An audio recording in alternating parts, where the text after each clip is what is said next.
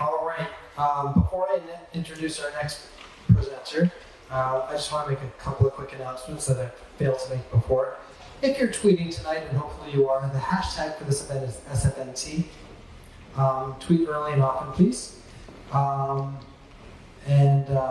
That's it for my quick announcement. So Joe, you ready to roll? So Joe Hill is VR Evangelist for Lucid VR, and these guys are stationed right here in the corner, so definitely visit them when we're done tonight, if you haven't already. And Joe, I will put on your website. Okay. All right, seems like content has a lot of pressure these days. Everyone's talking about content being the savior. Hope we can do something about that. So we are Lucid VR, and we've created a LucidCam. And I'm currently blind here, so pardon the glazed stare. But how many of you guys have, been in a long-distance relationship? Sometimes it doesn't have to be a romantic one. It can be platonic. Your mother, often upstate New York or what have you. And how do you stay in touch with your mother in upstate New York? You have to send her a text. For my mom, she eventually learns how to do iPhone and FaceTime and Skype and all these things. And when you're coming to a lot of these demos, you're really excited not only to communicate on a 2D basis, but you really want to make a more immersive communication platform, because long-distance relationships suck. It's just diminished in terms of quality. In terms of friends and family, the quality of the relationship definitely takes a toll.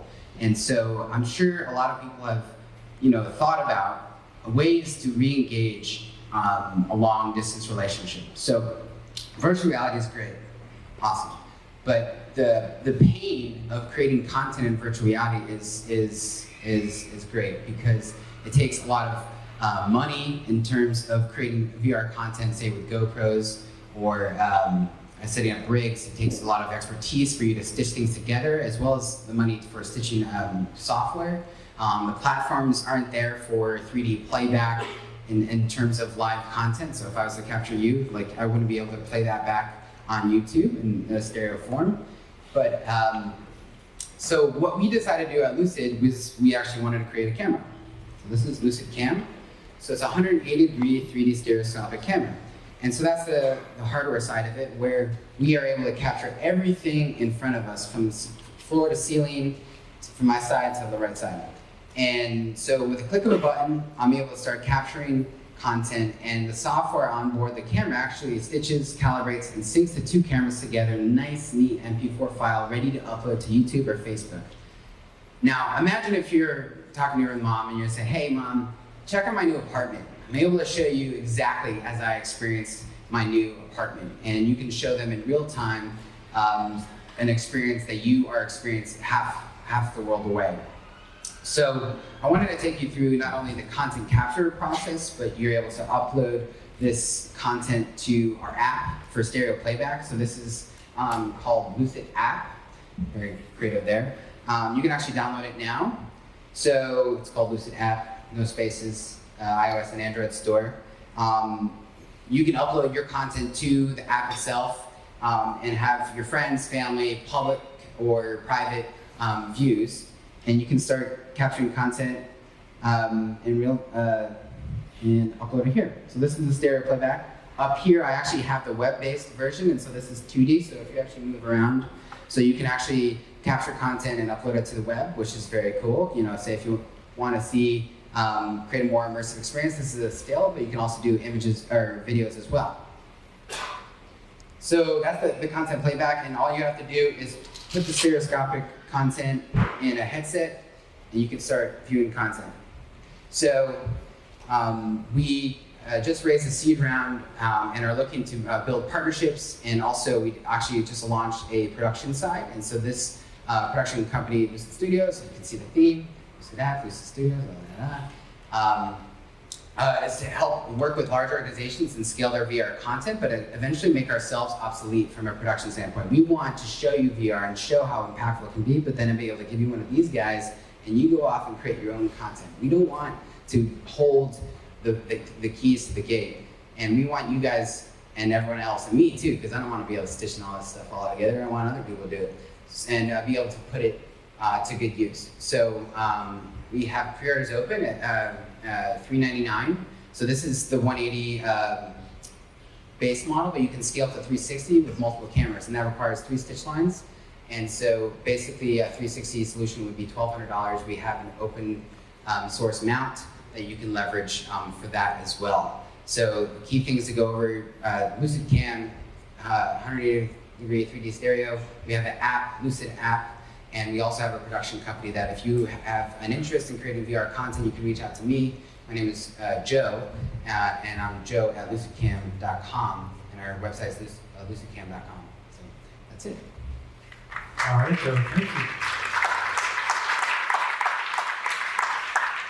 Nice work.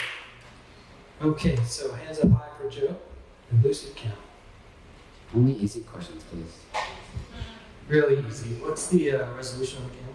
Sure. So 2K per eye for video, 4K per eye for image.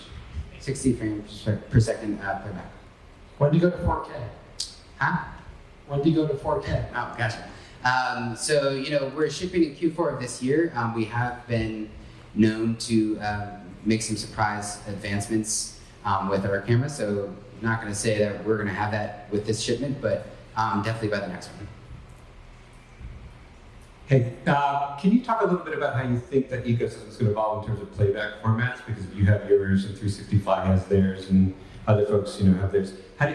What kind of timeline do you see for the industry to feel like there's a good enough common format, more like what MPEG did in video and so forth? I would say within the next year or so, we'll be able to upload 3D stereo, 3D, 360 on the all major platforms as well. Hi, thanks for the presentation. The camera looks really cool. Thanks.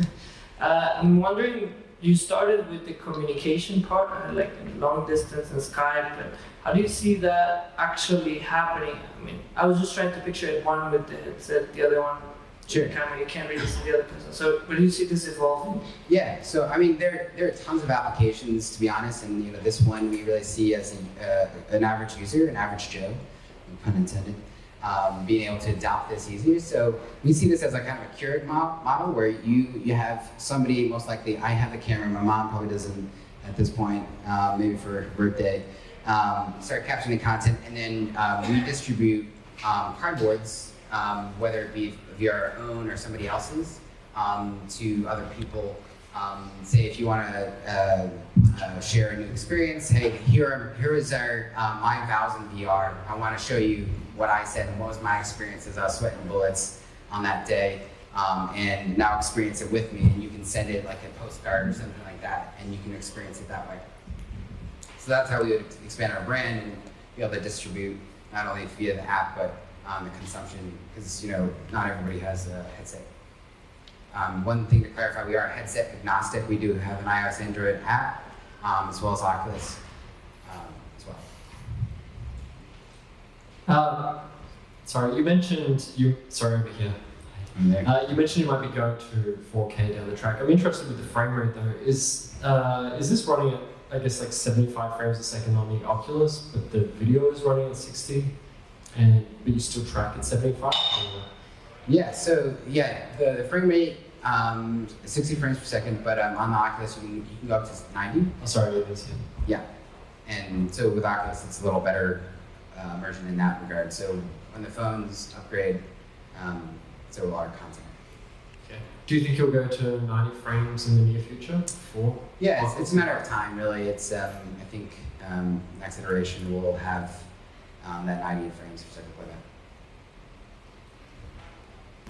Thank you. Yes. Hi, Joe. You've just demoed like you can zoom in, just like I step forward several steps, right? So if I step forward, then like turn around, do I still like beam at the same spot, like zoom out in the back, or I teleport it back here to the original place and turn back? Yeah, it's a good question. So zooming is pretty tough. So the short answer is no at this time. So with 360 you can turn things around and have you can check out other content behind you, but you won't be able to move around in it just yet. we are looking for engineers and all that stuff. So if you guys know how to do that, Joe at LucidCam.com. It's me. All right, 14 seconds. Who's got a quick one? Yes. How will you monetize content if you're looking to make this model obsolete? Sure. That's a good question. That's good. So we do have premium content. We're looking to partner with a variety of studios. So if whether it be via a Lucid camera itself, we want to be able to distribute really great content with 3D audio and be able to tell stories and have immersive experience that bring people back and really get people continually excited, because we'll have, with more evangelists, we'll be able to scale faster. Okay, thank you very much. All right,